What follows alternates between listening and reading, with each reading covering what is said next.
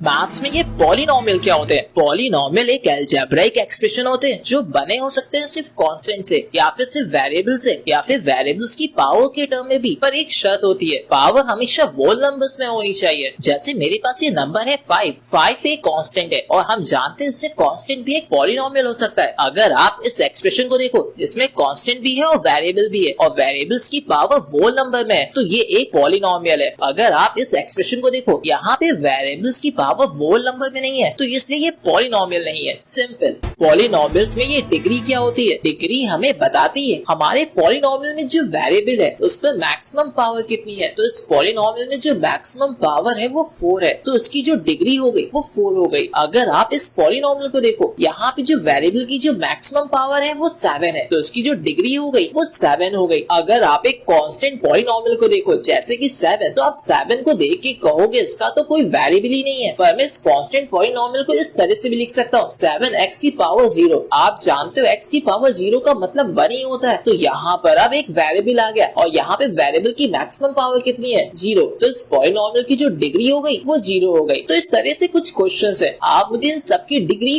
Comment box में बताओ। Simple.